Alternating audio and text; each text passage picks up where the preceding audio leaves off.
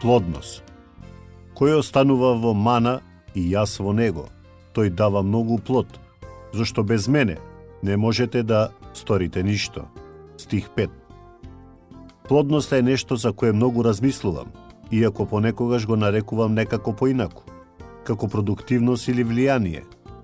Животот е краток и примамливо е да се биде понапред од Бог, стискајќи го животот како грозје во винарска преса.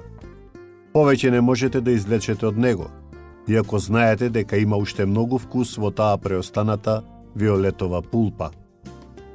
Исус дава ветување што ми го враќа правилното размислување.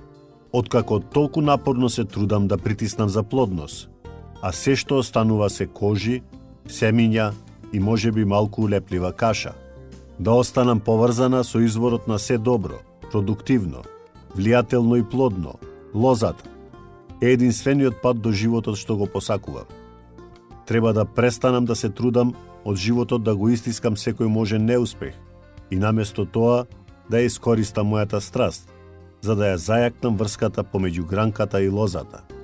Градинарот ќе се грижи за плодноста, но првото правило на неговиот зелен палец е дека на гранките кои не се на лозата нема да порасне ништо. Тие се носат во огнот за длозието. Стих 6.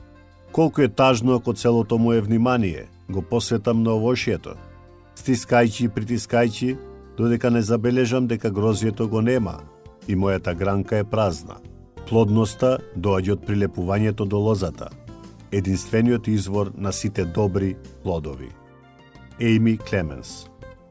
Додека се молите, замолете го Бог да ви помогне да останете, правејќи да ви биде поудобно со вистината, дека не можете сами да давате плод или да правите било што, одвоени од Исус, лозата.